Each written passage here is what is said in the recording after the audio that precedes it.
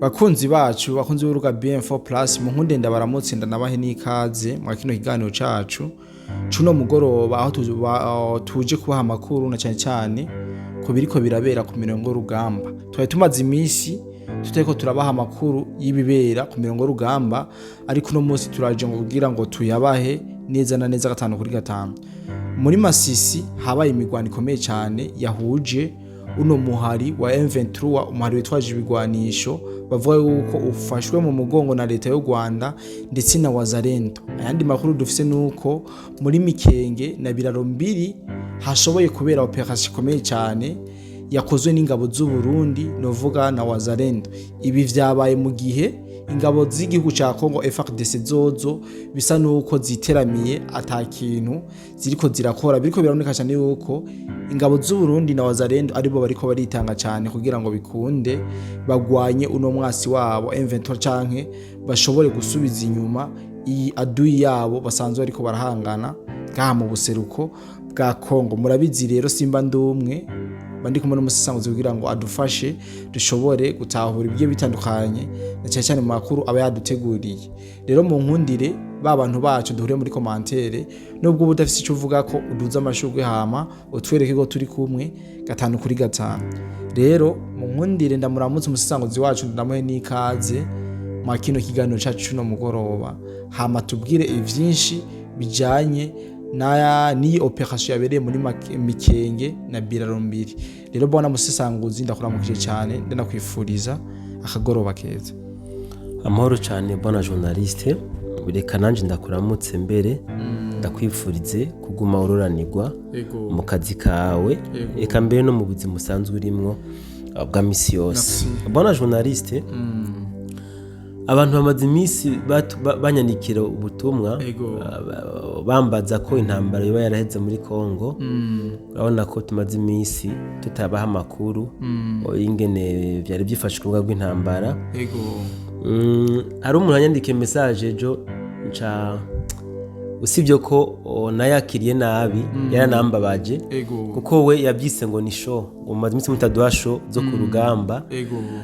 Je mu gihe iyo mba ariko natanga n'amakuru wanashaka yabaguye ku rugamba kenshi ndavuga mbabaye, si ndabyishimira kumva ko bakanaka canke bandi bahasize ubuzima bapfuye mu gihe abandi bo babyita amasho.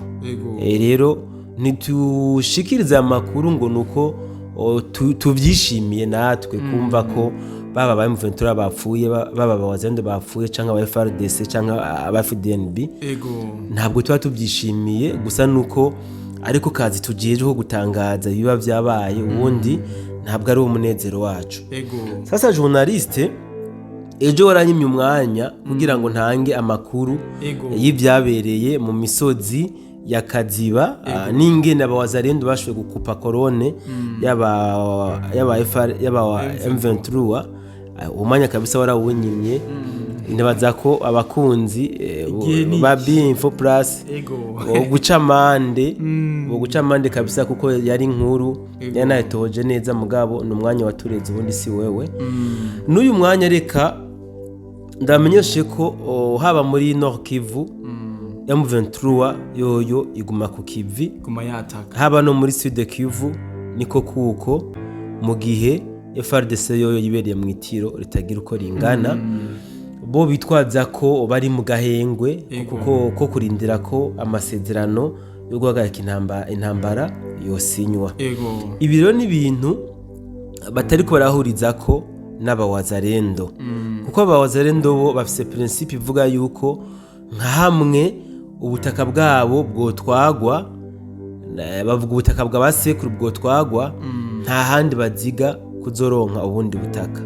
Niyo mpamvu rero bobo baguma ku kivi bahangana n'uyu mu M23 aha bari hose, ndetse abawazalendo bakomeza no guhamagarira abandi urundi rwaruka rutarashobora kwiyunga nabo kugira ngo bashobore kuza abafata inko nabo barabe ko bugwanira igihugu cabo arico Kongo.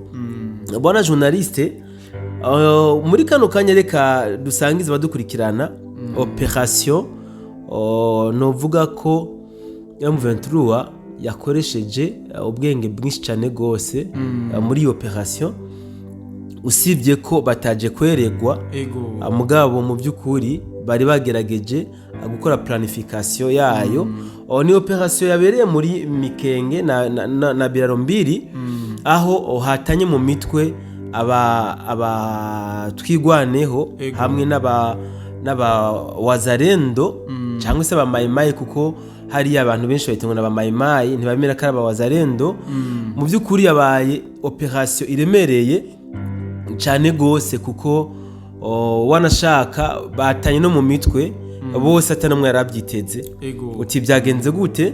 Aba M23 cyangwa se twigwaneho bakubona Red Tabara bashoboye gufata umuce umwe bawambika impuzu za gisirikare za FDNB, bambitse teni za FDNB, hama baca berekeza baja muri Mikenge kugira ngo baje gutata ahantu hari birindiro by'aba wazarendo n'aba FDNB.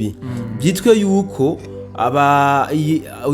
uyu muce w'aba twigwaneho bagenda bavuga ko bagiye kwataka abatwigwaneho n'aba M23 bari muri Mikenge. Niho rero baduga kabisa, barengana amapozisiyo cyangwa se ibirindiro bimwe bimwe by'aba wazarendo bambaye teni za FDNB, ntibagira ico babavugisha, baravansa gushika hano muri Mikenge.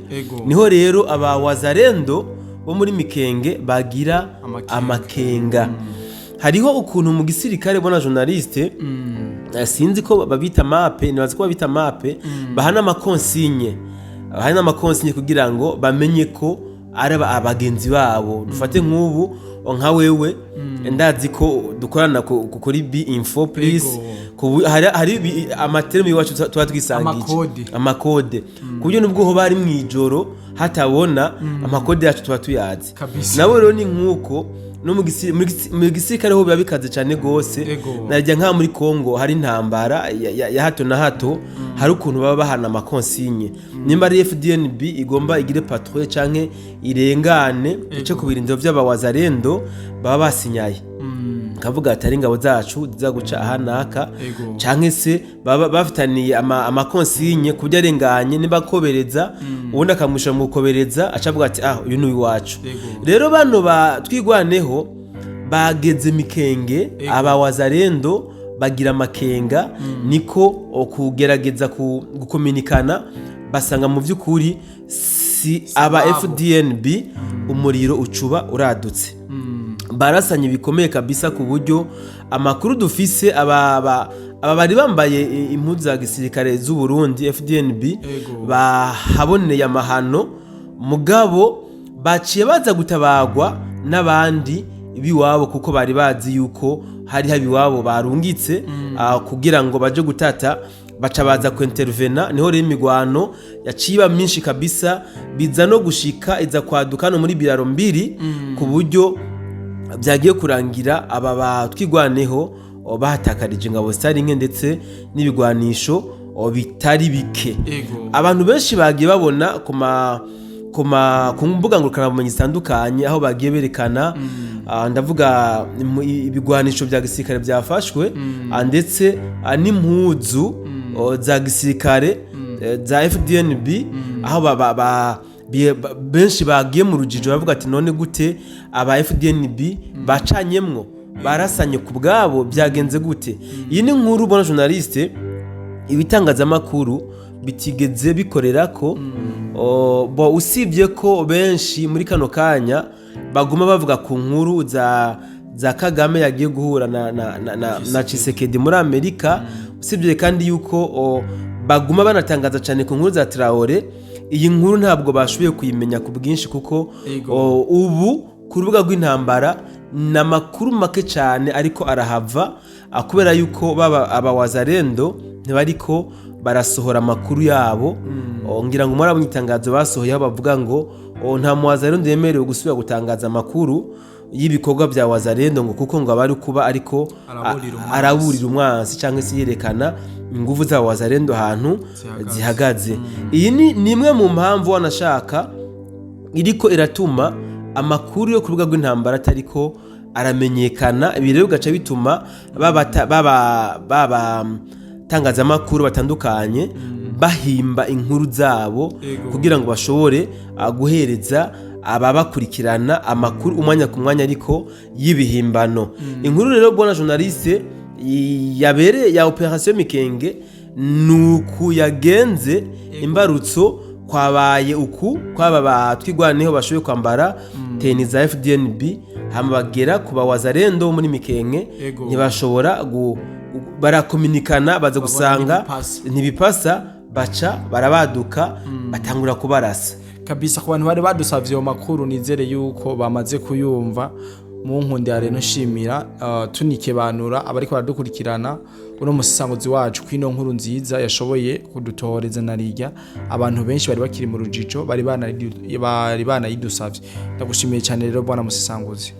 Urakoze cyane journaliste, reka nanje ndagushimire, nshimire n'abadukurikiranye, eka mbere by'umwihariko nshimire bamwe n'abandi bakora commentaire haba ku biganiro tuba twashize ku mbuga, haba mu magroupe WhatsApp, eka mbere n'abatwandikira ubutumwa bugufi. Nabo vraiment turabashimiye kuko baradufasha cyane. Hari aho usanga badufashije gushika tutaba twashitse mu biganiro twatanze. Ikindi kandi nuko baba bari kubadukarisha mu buryo batazi. Benshi uburyo mu ibiganiro muba muri kumadukarisha, muba muri kumadukuza mu mutwe. Eka mbere muba muri kumanatwereka n'amerekezo y'ibiganiro tuzokora ubutaha. Rero muri abantu b'agaciro ndabashimiye kandi ndabikebanuye, nuvuga ko nubasabira umugisha w'Imana no kuroranirwa. Sawa sawa. Reka nanje ndanga ryo kugira ngo ndababwire ati bye bye, ndanabifuriza ijoro ryiza. Uwiteka abarabira cyoshe nibikunda nituronkandi makuru yo kuvuga rw'intambara turaza tuyabaye 5 kuri 5. Merci beaucoup.